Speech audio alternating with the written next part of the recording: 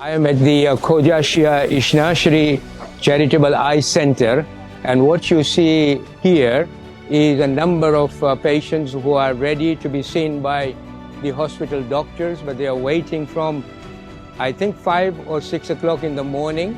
As we celebrate the World Eyesight Day, I have the privilege of visiting this hospital and really seeing the work of this hospital in the most suitable way that I can see. I had cataract operations done myself in the United Kingdom, but the standard of services are very impressive, almost akin to the standard that I am used to in the United Kingdom.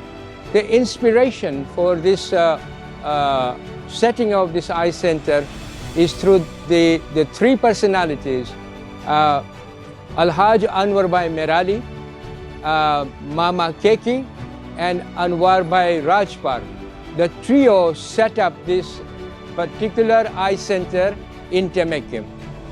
But the story goes way back, 40 years ago, when Anwer Merali and Mama Keki were attending an event where they saw a sheikh who could not read the Quran, and when they asked, "Why are you not reading from the Quran?"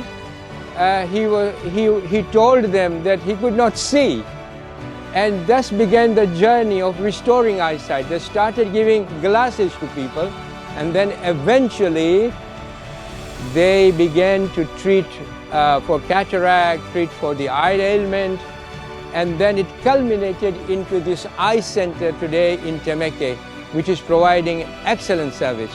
This was the inspiration that began from that sheikh who could not see.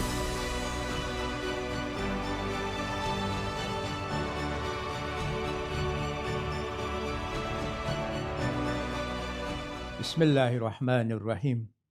Welcome to the Learning from History series of the Awakening Project of the Khoja Shia Ithna-Asheri Muslim community. In this series of presentations are conversations with various personalities of our community whose lives have touched many of us and inspired some of us. We believe these conversations are of immense benefit to all in the community. The Awakening Project is a grassroots project that looks at challenges facing the community and how foundational institutions of our community, such as the family, madrasa, and the member, can help overcome these challenges. You will find more information on these challenges as well as the solutions at their website as well as on YouTube presentations. I have today with me two special personalities of our community. They are Alhaj Anver Rajpar and Hajiani Khairun Merali, fondly remembered as Mama Keki.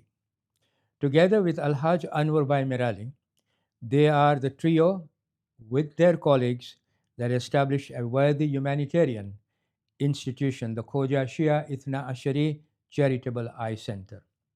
Their inspiration for establishing this charitable eye clinic in Temeke, a poorer part of the city of Dar es Salaam, comes from the immense need for accessible and affordable eye care due to widespread preventable blindness and lack of services. The transformative impact of restoring a sight, such as allowing an elderly farmer to see his grandchildren or a mother to see her children again, serves as a powerful motivation. Success stories from organizations like the Khoja Shia Ithna-Asheri Charitable Eye Centre at Temeke demonstrates that establishing a permanent clinic, training local staff, and implementing outreach programs creates sustainable, long-term improvements in eye health for each individual from the Temeke communities. I had an immense pleasure to visit this clinic. So before I introduce our two guests for deeper conversation on the eye clinic or eye center, let us view a short clip of how the eye center is providing eye care today. After years of running successful free eye camps, providing services at subsidized cost and offering cataract surgery for free.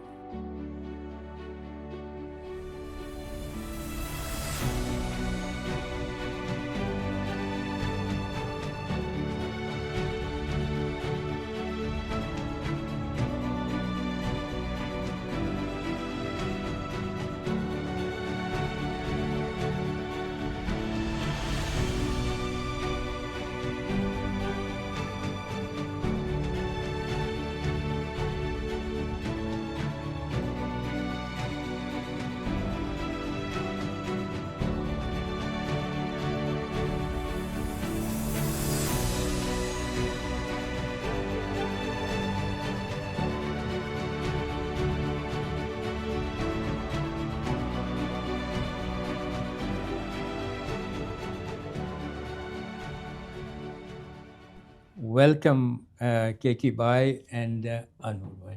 Thank you. Now, both of you are not strangers to our community in Dar es Salaam. Most members know you or know about you, not only in Dar es Salaam, but in our global diaspora also. Anwar Bhai, your business career and community charity work progressed in parallel track. You had your business and you had your charity, both progressing very well Yes. in the community. And your contribution, both as a leader of the community and philanthropist, is immense. And it's a matter of record because I don't have to go into it, but I want you to summarize some of the charitable work that you have done over your lifetime. Specifically, two important projects that you have done in Karachi, Al Murtaza School, and also building many residential accommodation for the needy in Karachi. So I'll come to you, Keki Bhai, afterwards, but let's talk about Anwar Bhai first. Perhaps you can provide us with what you have done in a summary form. I know it's immense contribution, but whatever you can remember. Just to give a bit of a context. Thank you, Sibtain, for giving me this opportunity to be on your platform. As you know, with the exodus of people from East Africa, due to economic policies of the government, I decided to emigrate in 1971 to Karachi, Pakistan. There, together with 2, 3 of my good friends, we decided to start with, as is normal all over the world, to establish a mosque in Imam Barga. Wherever we go, that has always been our first priority. So in 1973, we founded Mehfil Murtaza, a complex consisting of Imam Barga and mosque. Then came a need for education. So together we started Al Murtaza School, which Alhamdulillah has progressed so well today. We have got 4 campuses there, and we have about 3,000 students studying there at the moment. And the results have been par excellence. All of them are more or less in grade 1 or grade 2 plus. Now, whilst we were intermingling with our community there, people started talking to us about housing. Housing was a very dire requirement at that time. So myself, Hussain Ali Bhai, and Led Shani Haji, we formed a nucleus and decided to go into providing free, subsidized, pay-as-you-earn housing facility. At the time of inauguration, I, as the chairman, made a speech to our community that we are going to provide 1 flat to our community per month, because that is our capacity. Then people started criticizing that this one flat a month will take donkey's years to accomplish. I said, but this is within our capacity and we can't promise what we can't deliver. But Alhamdulillah, after we gave the first flat, incidentally, at that time it cost us $5,000. At that time? Yeah, at that time, So we got encouragement from some people, some donors, local, overseas, that why you don't accelerate your project and give more than one. We said, okay, we got encouragement, so we started looking for houses where we can buy. Fortunately, there was one building which had 40 flats ready-made, but they had not sold. So we made a bargain with the developer that he will give us 2 months to buy or to reject. And we had a good reason. We said it is Muharram and Safar and we can't do anything. So we used the 2 months as a bridge to raise the finance. So when we got those 2 months, then I went to my committee, which was about 14, 15 people, both local Pakistanis and from here. And then I said that to my people there that, look, I'm ready to go out. We are ready to go out but let us illustrate to our donors that we also are sacrificing and giving money to this project. So all of us raised enough money to go to the donors, say, okay, we have raised so much, now we need so much. So with that encouragement, we started getting local donors, overseas donors. Many people donated one whole building to us and things So like that. it just moved on from Yeah, there. from there, we moved on. And eventually how many did you manage to house? Eventually, our own project named Zenebia. Right. Zenebia apartment building, we had about 14, including one in Hyderabad. So we managed that to have 14. And then we also bought flats in other people's development, So we have so Alhamdulillah, to my reckoning, we were able to assist about 2,500 heads of family. Mama Keki. Yes, please. Now your contribution as a lady who did a lot of charitable work in Dar es Salaam. As I understand it, you were a founder member of the Husseini Madrasa Girls School, founder member of the coaching class when there was no community school, founder member of Al Muntazir Primary and Secondary School, and also active in WIPAS, Bilal, and also past chair lady of Khoja Shia Ithna-Asheri's. This is all your. Yeah, true. Do you want to add anything else that you have done? No, this is enough. Enough. The only thing I can suggest is that there was a problem with Mehfil and Imambara. Right. It was separate completely. Okay. So it was during my time that we amalgamated them. And they became one, and it went under through the Jamaat because before Mehfil was not under Jamaat at all. Right. Okay. Yeah. So that's also part of the contribution. Part of the contribution. Okay.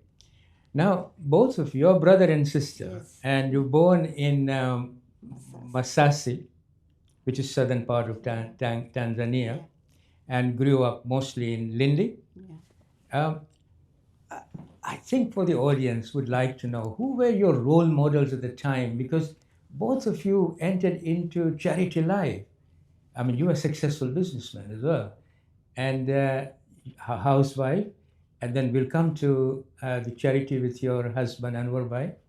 But what was who was the role model for you when you were growing up as a child? Any sort of interesting memory that you have that you can share with us? Yeah. My mother. Your mother. Yeah, my mother was a very charitable woman. Right. She would help everyone. Mm-hmm. And in fact, our house in Lindi was full of students. Okay. Uncle's children, Mas's children, they all used to come and stay with us and study in Lindi, because in Masasi, in Mangoyo, there were no schools. So all the cousins used to come to our house, stay with us and study there with us. And we had double-decker beds, you know. Double-decker bed Yeah.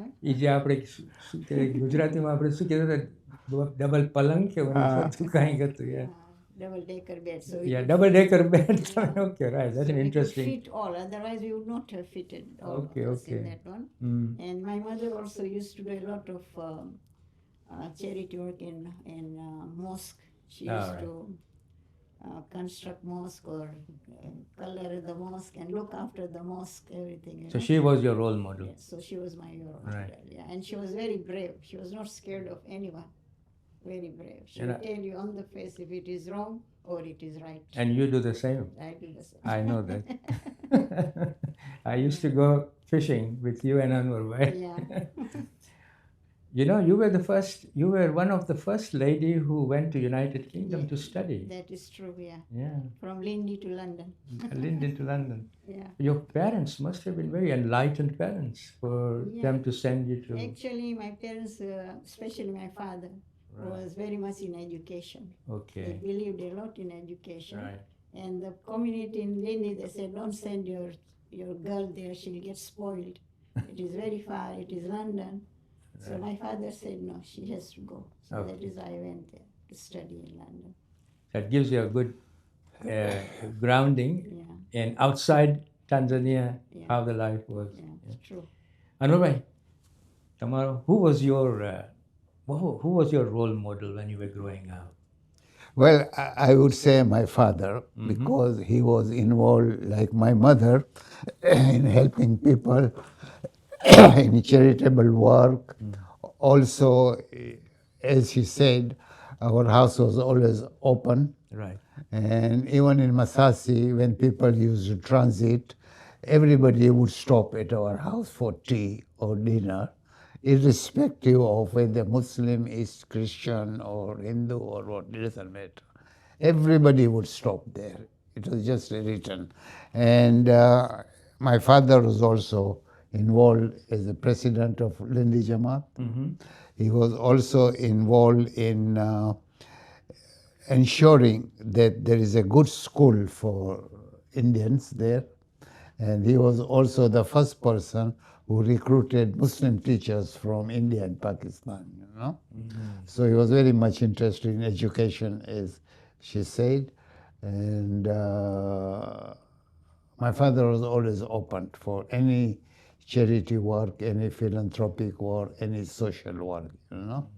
And so you got that sort of ingrained in you. And I would say that, like, to be a businessman, it has got to be in your blood. So to be a charitable person, also it has got to be in your blood. Okay, that's a new thing I heard. So this is not learned, it has to be in your blood. Yeah. Now you got a scholarship from Africa Federation. Yes. And you were the first one who also paid the full back to Africa Yes, Federation. I got the scholarship. It was a small amount at that time. Yeah. Oh, but a huge one At at that time. Yeah, that's what I said. It was 250 pounds per month. Right. So when I came back, I had a grace period of 5 years to pay. But alhamdulillah, during the first 1 year or 2 years after establishing my practice, Marhum Muhammad Ali Megji happened to visit Dar es Salaam. Right. So I took that opportunity of repaying the whole of my loan. And also offered one scholarship to anybody wanting to do accountancy course. So I gave one scholarship in addition To what? to repaying my loan. What an inspirational work you have done there, even at a very early stage. And Giving that a is what scholarship. I always tell our people, Jamaat, etc., that we are giving this help, okay, but insist that they should educate one more person. But now the question has come that they are not even repaying the original amount. I was going to come to that, but I think that's a big discussion. Yeah, yeah. So How they're going to remove all the debts? We don't know. Yeah. Now we'll come to know how well, I want to come to this clinic, which is the center of our conversation, the clinic that is in Temeke, Yeah. the Eye Centre rather. Now we'll come to that, how well it has done over the period of 3 years, because I came in 2022 to see the clinic, and when I visited 2025, this week, Yeah. this week, transformation. There's a huge change there. So we'll come to that. Now, this institution has a history of around 40 years. Goes back nearly 40 years. And the instrumental figure in that period is Alhaj Anver Merali. Husband to you, Keki Bhai. Yes. So he started a ball rolling in 1986, I believe. Can you enlighten our audience and bring us to enlighten us to that historical period and bring us to the establishment of this eye clinic, or rather the eye center, and you approach Anwar Bhai. So then I'll ask Anwar Bhai to explain from then onwards, okay? Sure. So my husband... Start from the beginning, yeah. So my husband started it in 1986, 12th January 1986. But before that, there was a Maulidi program in Bagamoyo. Right. They kept Maulidi program because there was problem with Sunni and Shia. Now, Maulidi program is a celebration of our Prophet's birthday. Yeah. For Prophet, so all Muslims can join. Join, yeah. So at that time there was this big problem. Children were not coming to our madrasa or to say Salah in our mosque. Right.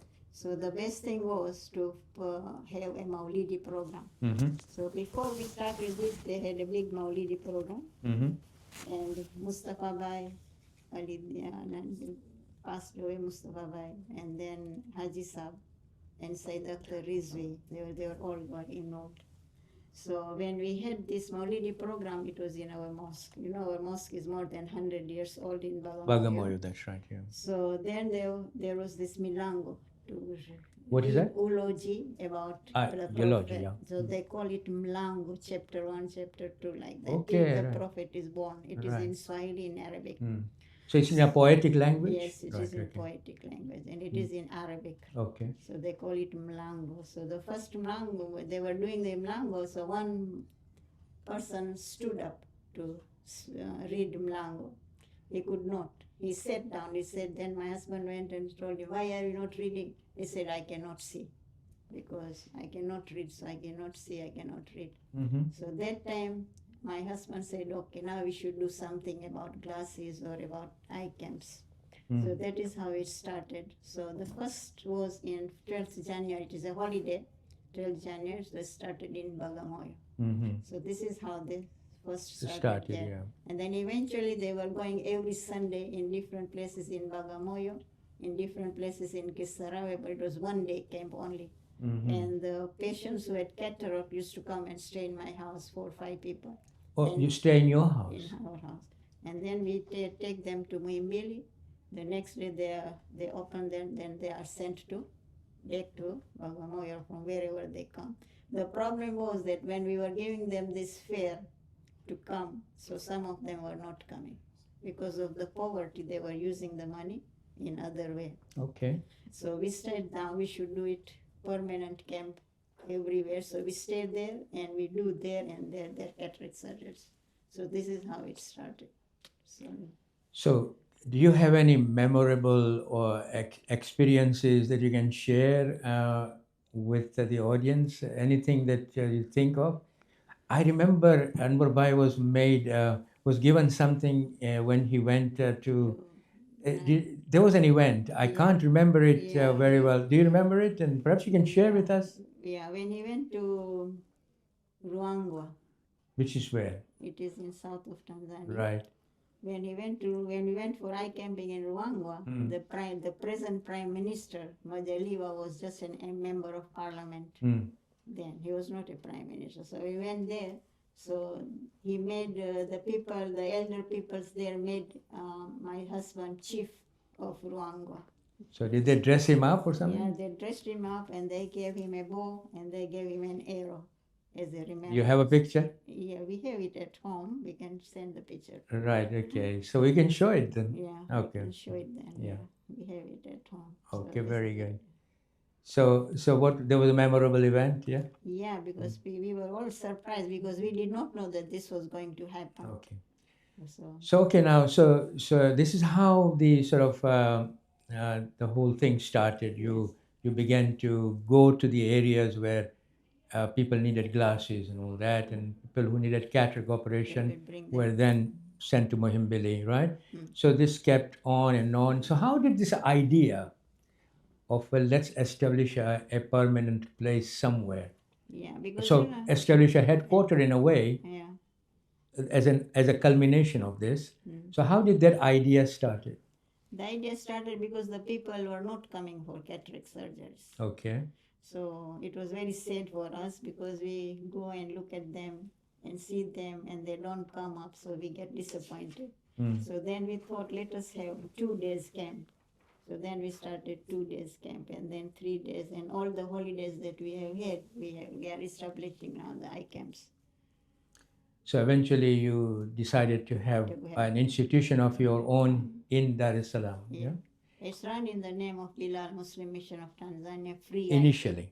All right. Free Okay. eye Then how did this idea of setting up a Khoja Shia Ithna-Asheri Eye Centre came about in Temeke?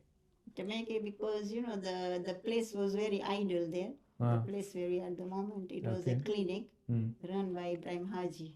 Oh, right. So it was connected to Ibrahim Haji. But Okay. for 5-6 years it was closed completely. So then we sat with Jamaat people and Bilal people, and Anwar Bhai took the initiative of establishing one there. So he All has right. So now you approached Anwar Bhai to then assist you. Yeah. And so now I'm going to come to Anwar Bhai. Now, Anwar Bhai, so you were approached by Keki Bhai and Anwer Merali to somehow assist them to bring their idea into fruition of an established institution.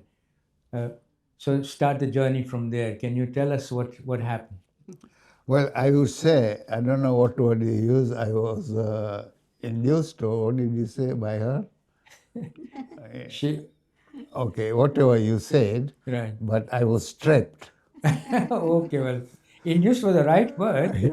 No, I was trapped because what happened was one day I went to her house for lunch, and fortunately, Shiraz Datu was also there, Chirag Walji was also there, so we were just discussing. So I said that why don't we establish a free hospital or clinic? Then Shiraz Datu said, no, the dire need is for eye.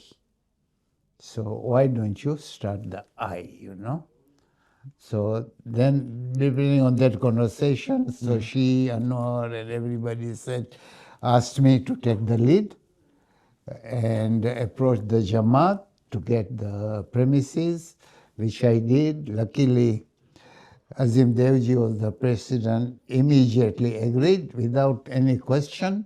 So when you began to set up this eye center, what was your immediate sort of plan to sort of provide prevention service, to provide treatment service? How did you begin? Because you must have had some sort of objectives. First phase, second phase, third phase. Yeah. Did you have a vision like that? I think Keki will be able to explain to you what was the philosophy behind this, because it was her inspiration All right. that we started this eye clinic, And it was born at her house also when we went there. We had free lunch and then...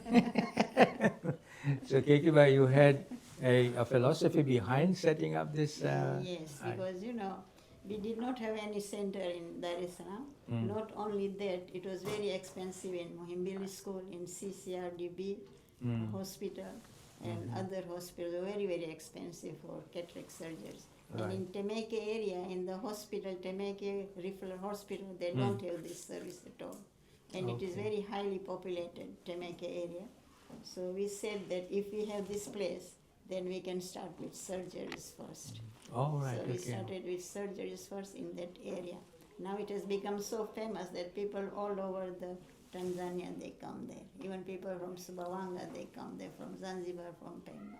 Everywhere they So come. from far places they yeah, come. now they come because it, word by mouth, it's going on and on. Yeah. Alhamdulillah. In a chairman's message, Anwar bhai, when you took out this 3rd year anniversary, there are some very interesting statistics here. Can I read it out to you? Please. Because I don't think you'll remember. Yeah. So I need to read it out. Over the past 3 years, patients registered 35,400. Patients visit and revisit 79,368. Patients operated 3,853. Patients given spectacles 11,680. OCT consultations, we'll come to OCT, what it means and all that, 534.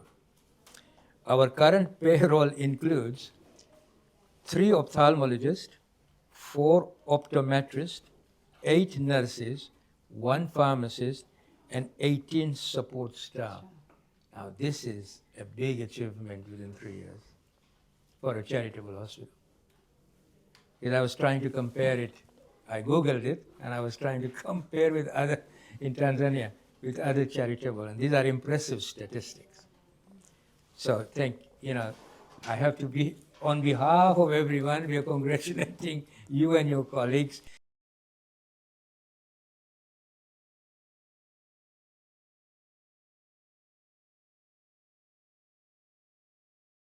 Now, what are your plans? How are you going to do the, have you a sustainability program where you can sort of have a lasting eye center even when this board disappears, but the institution remains? Yeah. So what sort of plans have you got? And also at the same time, if you have any future plans that you want to share with our audience. So I understand that you have an endowment fund as a sustainability, a part of a sustainability program. So talk to us about the endowment fund, either of you. First of all, as you say, it is necessary to ensure permanency of the project.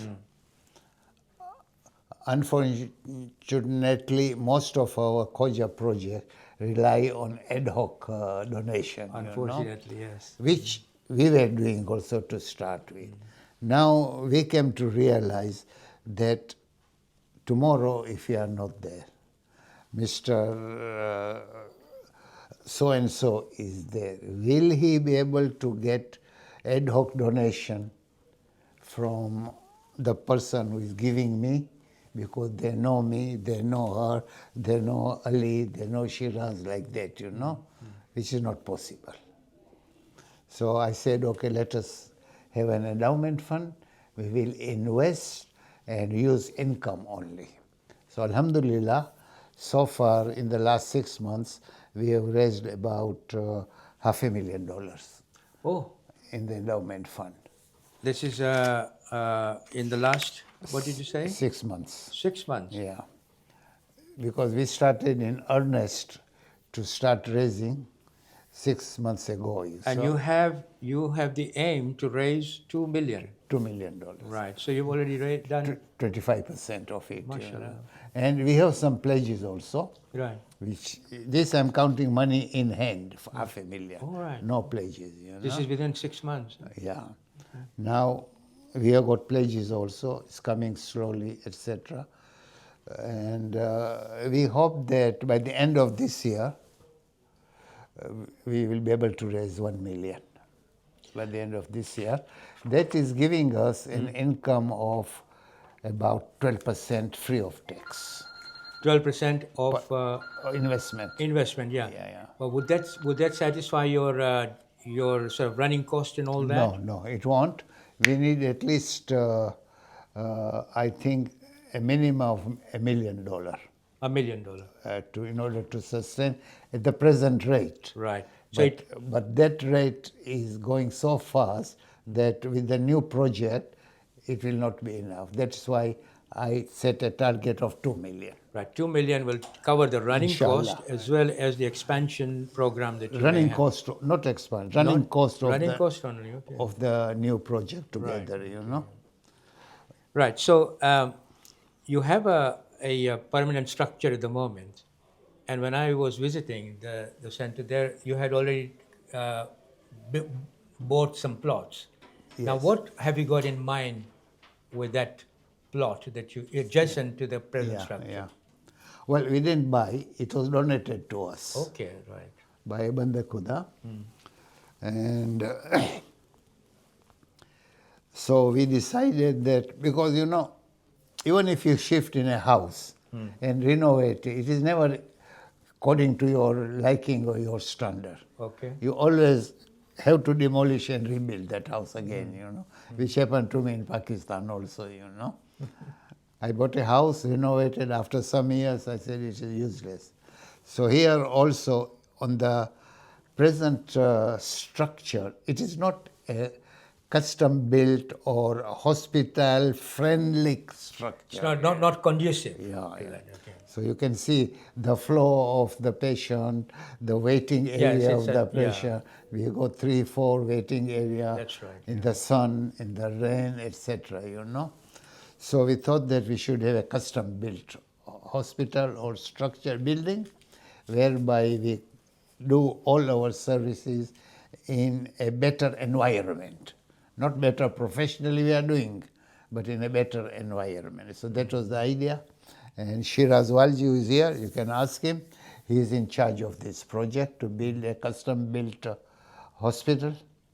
And at the back of this book, I think there is you can see here, there is a rough idea of the structure. But this, of course, will change, subject to final drawings by the architect and engineers. And it will have what, four floors? Yes. Ground plus 4. Ground plus 4. Shiraz? Yes. Ground plus 4.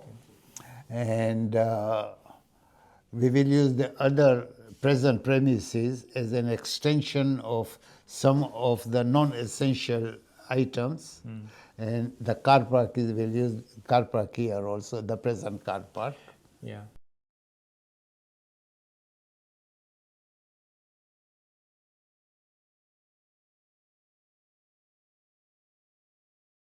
So Anwar bhai, can I call Shiraz bhai, who is here with us, to talk more about the hospital? So Shiraz, can you enlighten our audience? Sure. What sort of plan have you got as far as the hospital construction is concerned? Because Anwar bhai says you are in charge of it, I take it? Yeah. Share with us. Okay. But also introduce the vice chairman. Yes, Shiraz is the vice chairman of the Khoja Shia Ithna-Asheri Charitable Eye Centre. Thank you. Good afternoon, Good afternoon. Sibtain, Chairman and Mama Keki. Yes, Anwar Uncle rather, gave me the opportunity to lead this project as far as the expansion of the eye clinic is concerned. Now, he's already briefed you the growth rate of what we have at the moment. We started with 10 people and now we have about 200 people coming in every day. So we sat as a board and we thought that the best thing would be to expand and create a conducive environment also within the center. So we have engaged architects and consultants to advise what we should do. And on paper, we want to do ground plus 4 floors that Anwar has talked about. The project cost is about $2 million roughly at the moment. Okay. So this is in addition to the endowment Yes, fund, that is different. which is for running costs. Yeah, this is basically a new structure. Obviously, the plot has been donated, so we are going to use that plot plus part of the present plot to make should I say the right center to be one of the best eye centers in Tanzania. So giving modern services to the poorer section of Dar es Salaam community. Yes, that's our emphasis, Right, basically. And technically, the way I look at it, that is something that is doable and it is worth doing. All right. We also realize that because the area of Temeke is growing in numbers, probably the numbers will even go up.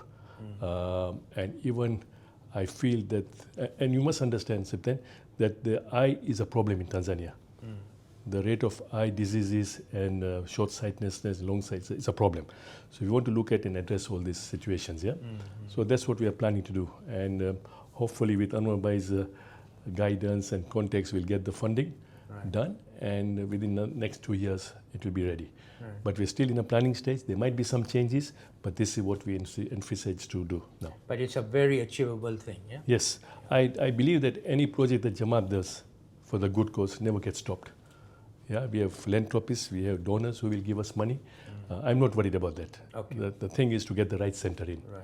Okay. Yeah, and we're also going to have a floor for training doctors. One of the problems in Tanzania is that we have very few doctors, eye doctors. Right. So we want to make a clinic there also for training of doctors, so that when they come, they can be shifted to Moshi, Arusha, Dodoma, so they can treat people there rather than coming all the way to Dar es Salaam. Okay. So Anwar Bhai, I now want to come the second limb of how to sort of maintain the services that you are and improving it. The second arm is community engagement. Now I'm talking mainly about working with our own Khoja, Shia, Ithna-Asheri of Dar es Salaam or global community here. So tell us, how have you approached or engaged with the community to make sure that community supports this project? You have a plan for that, or you're already engaging with the community, the leadership, the volunteers, like that? Well, from day one, we had to engage with the community, right, because we got disused premises, right, which require renovation and things like that.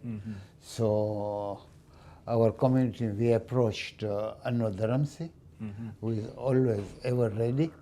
So he did all the construction work.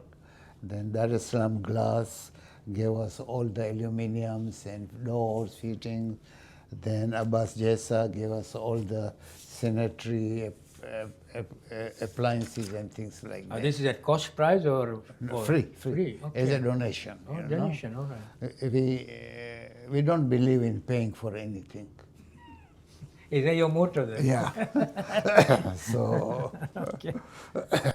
So this is how you twist the arm. Yeah. So anyhow, fortunately, or unfortunately rather, we are trying to engage our community in two ways. For the donation part and philanthropic, we are not worried. Yeah. There are always people who are ready. And as Shiraz said, he's not worried about funding the new project, you know. It will always. $2 million, etc.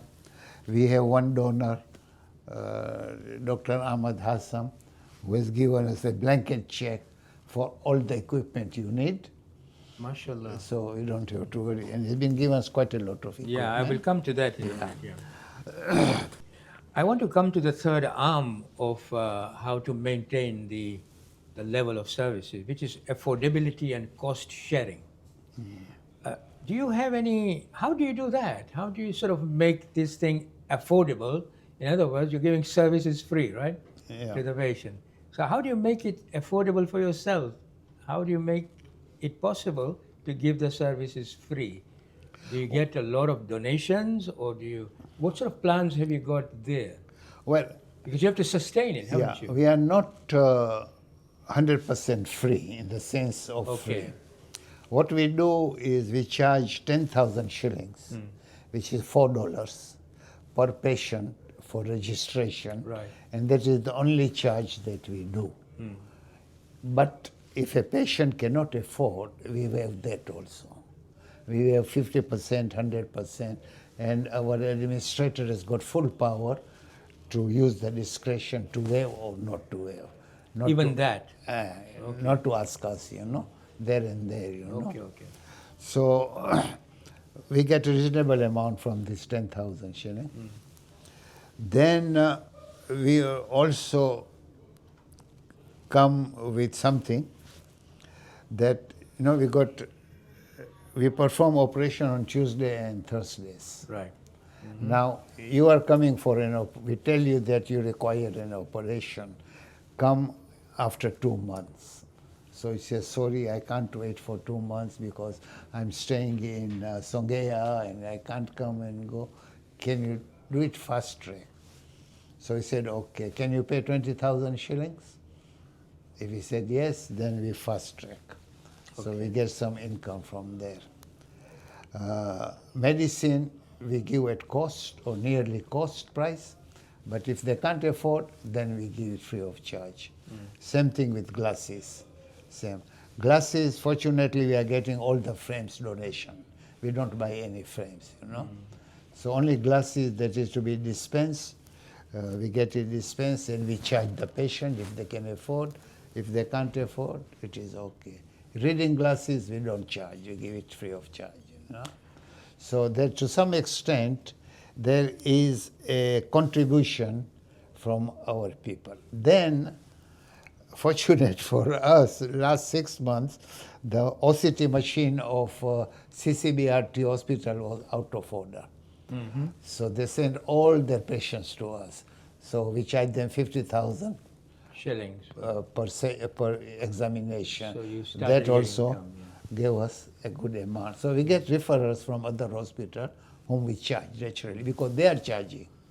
Yeah. Not that we want to charge, but if you go to CCBRT, their charge is 200,000 shillings. So you're continuing with that charge. So we okay, charge them. We charge to CCBRT, not to the patient. Right. So as I understand it, there are 3 arms to it. One is obviously patient's contribution. The second arm is donations. And third arm is the charity and all that sort of money that you can come from charitable institutions who will give you, like Beta Trust and organizations like that who will give you money towards running cost and all that sort of thing. Is that how? Yeah, can I just imagine that for surgery, which we are doing free, our overall cost is about $120. Right. But through the courtesy of Beta Trust of UK, they give us $60 per surgery. Right. So when you said that we did 3,000 something surgery in that year, 3,000 multiplied by 60 was given to us by Beta, Beta, yeah. which is a big amount, you know. Absolutely right. Yeah. So very nice of them. They'll give it to everybody, not to us only. No. But $60 is the standard. They will not give you more. So the rest of it is then raised by yourself, by donations. by you know. donation and contribution. And contribution. Now we get people saying that I will pay for surgery, I will not pay for running costs. Right.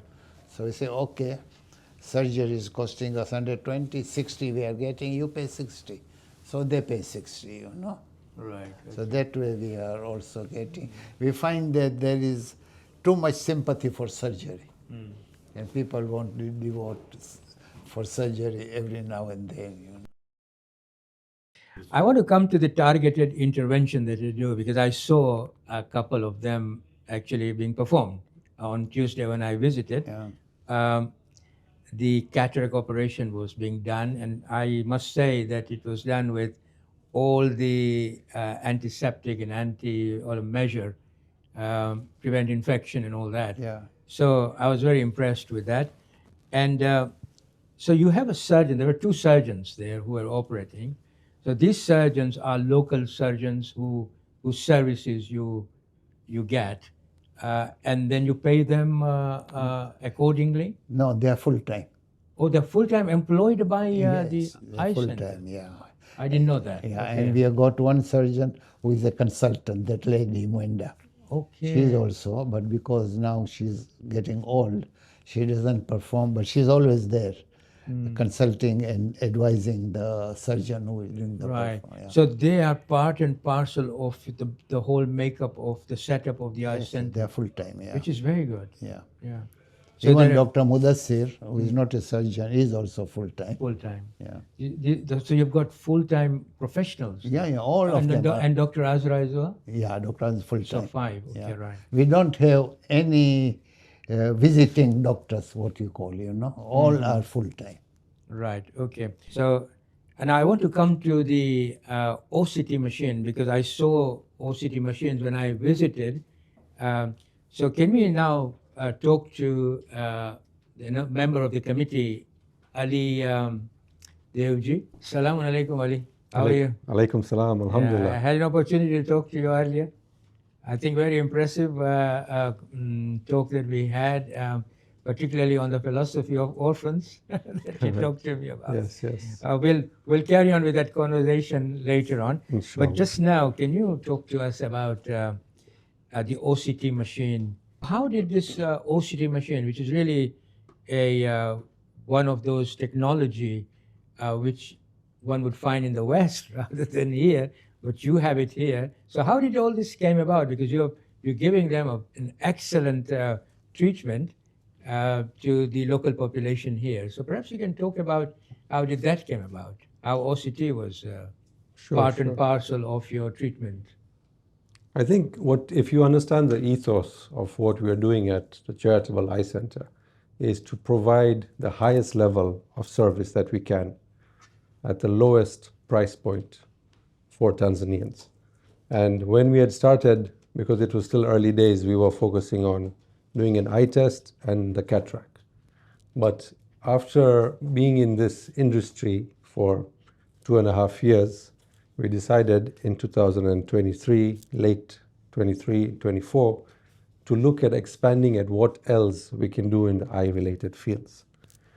As a board, when we were brought up these suggestions of, in what you've spoken, there's laser there, the YAG laser, and OCT. So the perception for someone who enters our eye center is that they should leave having been treated, and they can see again.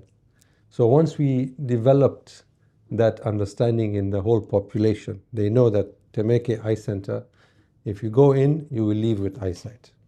So once we've ticked that, now we can move to the further related industries and things related to eyes, which is where OCT then came in. Mm-hmm. OCT, for the viewers, for them to understand in plain simple, is that when you do a normal eye test, you get to see the front of the eye. OCT was allowing us to see behind the eye, to see things that may form and see it early so that we can diagnose them and then do treatments earlier than when they've already happened and you've come in with 20%, 50%, 70% blindness. So this allowed us to check you much earlier. And in conjunction with that came our YAG laser machine, which allowed us to do different laser-related treatments for our patients. So that is the gist of what it is. And we brought it in because we are trying to go further than just a typical eye test and cataract. Now we're doing at least 7 to 8 related surgeries to the eyes. And we are still looking at expanding into different areas. So long as the cost point makes sense to us, there are some things like retinal detachments, which the cost point for it without anything else is $200, $300, $400. So to be able to get donors for that may be difficult, but there are things before those stages that we can, inshallah, address. Now, so basically, as I understand it, it's both an investigative machine as well as a treating machine. Correct. Right? Yes. Which is obviously helps to sort of get better results and accommodate the patients, sort of easily accommodate them into the treatment plan, so to speak, rather than sometimes they have excuses like going to somewhere else, or they may not take the tablets or the drops, but OCT allows you to do many things and removes that side of it. Am I right in understanding it? Yeah, you are. So there's the OCT and the YAG laser machine that work together, one after the other. And this OCT machine, when we were donated it, would like to add that in the whole of Tanzania, OCT in general, it was only the third machine in the whole of Tanzania. Really? And supposedly, if I'm stand to be corrected, that the model we have is the only one in the whole of Tanzania. So we have reached that level, at least in our investigative machinery at the moment. And the good man who donated this machine to you is Dr. Ahmed Hassan. Perhaps you can talk about how did you get the donations from Ahmed? Well, as you know, I always keep in good touch with donors and prospective donors. Right.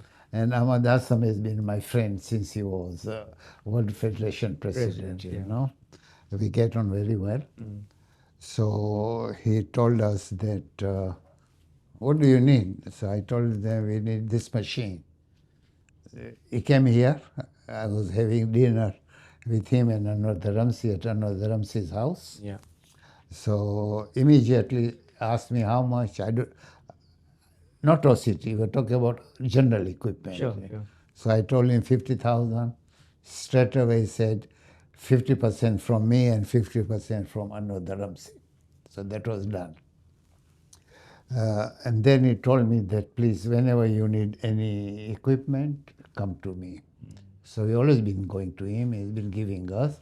When we needed OCT, we approached him. He said, yes, I will give you 100%. Then Better Trust showed an interest that we want to give 50%. So I asked Ahmad, can I take 50% from him? He said, yes, take it. But if they don't give you, I'm there for 100%. MashaAllah, okay. So that was very nice of him, you know. So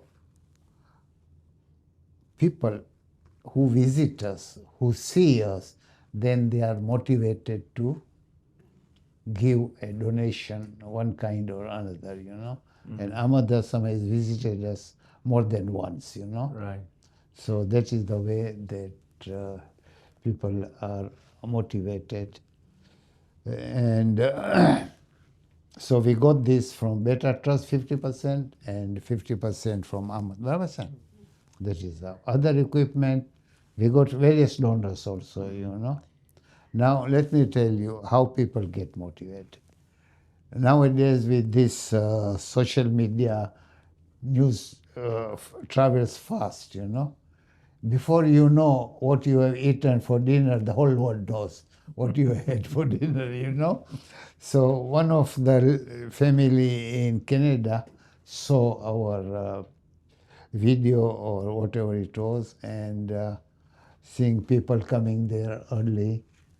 So she said, okay, give them breakfast. I will pay for the breakfast. So you give breakfast to all your patients? Okay, but all and people who accompany them also. MashaAllah.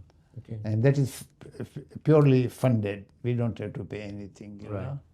So through Shiraz Datu, we get this, you know. Now I must thank Shiraz Datu here because he has been our prime mover, you know. Sometimes he has been moving us so fast that I had to tell him, please slow down now, you know. But because of health reasons, he has to go back. Yeah. But he's still what we call him, our overseas ambassador. Right. And he's doing our work there, raising donation, awareness to people and things like that. And you know. motivating your project Yeah, as well. projects. Okay. Now, lastly, I want to talk about partnerships because I think it's very important when you're building hospitals of this nature, which is a very modern hospital, giving all modern treatment to the patient. How do you have any plans for collaboration with other doctors, universities, academic institutions, and all that? Have you thought about that sort of thing? Because when you construct a hospital, you have to have partnership with other institutions. So if you haven't, perhaps you might be thinking about it. I don't know. Have you thought about it, Anwar? No, so it's a very pertinent point. And to precede that, I would say that firstly, in our field of eyes, there's a dire need of personnel. So apart from having the hospital structure, the machinery, the most important part that we have to look at is the personnel and the professionals who run and use these equipments. So just an interesting note for you to have is that ophthalmologists, the ones who do the cataract surgeries, there's such few of them in our country.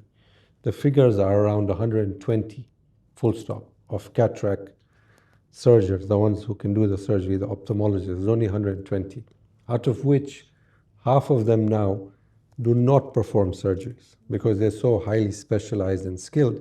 They've been given administrative jobs. So you have less than one ophthalmologist per 1 point something million people in Tanzania. And we are very, very grateful that we have 3 full-time ophthalmologists at our center. And with our discussions in the board, the main thing is that we're trying to planning on how to upskill and train people. So Mama Keki here herself, for many years, like she said, is focused on education. We've had nurses who we've hired and then sent out for training. So we just had one recently who returned a few months ago. Very recently, we had someone who we trained for pediatrics. So he is a pediatric optometrist now. So he's just come back, so he can specialize in pediatrics. That need is not just required in the charitable side, but across Tanzania as well. That's a big, big requirement. So we do have plans to also, inshallah, train community members who are doctors and looking to go and do further studies in ophthalmology. So maybe we can put this plug in here that if there is a doctor that is interested in studying ophthalmology and would like to give back to the community and to charitable projects, we will be willing to sponsor them as well. We are sponsoring one Dr. Hashim in Moshi. He's becoming an ophthalmologist. So the institution is sponsoring you? Okay. Sponsor. He's in the 3rd year, 1 year left, so he'll come and join us then. Yeah. Okay, so I'm now coming to the concluding part of our conversation. Keki Bhai, do you have any words of wisdom or any thoughts that you may want to share with our audience? Yeah, because I would like to share with the audience 2-3 things. One thing is that in charity, if you do charity, it can flourish ever. Because you start once with very little thing, but then you grow up. So don't give up charity, even if it is in a small amount. The other thing is that the viewers have seen what we are doing, so we would like them also to share their views with us, or if they have any criticism, they can share with us. And if they want to come and visit our centers or visit eye camps whenever they are around Dar es Salaam, we are pleased to have them in our eye camps or in our center so they can learn more and more from us, inshallah. Anwar Bhai, do you have any final sort of messages that you want to Yes, I have. give it to the audience? I have. Yeah. First of all, giving an eyesight is the most noble service you can give to a humanity. And our beneficiaries are such people that who would, but for us, have never been able to gain eyesight. We have to bear that in mind. The other thing is Manu Chandaria, who is a prominent businessman in Kenya and other parts of the world, has recently released his book. And he writes in that book that charity is not writing a check only. You have to get involved also. So that is the philosophy of mine, that whatever little I give, not too much compared to other people, but I try to get involved in that particular institution that gives the charity. That is a very important lesson I learned from him, you know. The other thing is I would like to share certain very pertinent experience when people gained eyesight. When Mama Keki said that we had a camp in Wangwa, which is the constituency of our present Prime Minister. At that time, he was not the Prime Minister. When the lady gained the eyesight, he said, "Oh, I can see now. Where is Majiliwa? I just hear his name. The child? Eh? The child? No, the Prime Minister. The Prime Minister, Yeah, okay. the lady is saying, where is Majiliwa, Okay. my member of parliament? All right. I okay. only hear his name. you know. Right. Fortunately, he was there, so he said, Mama, here I am, Majiliwa. Right. I said, okay, fine. But other people said after getting, oh, now I can see my grandchildren, I can do this, I can do this. That is natural. But the most touching aspect that touched me is a lady who gained eyesight after a few years. When he gained the eyesight, he didn't say, I can see my children. He didn't say, I can see my grandchildren.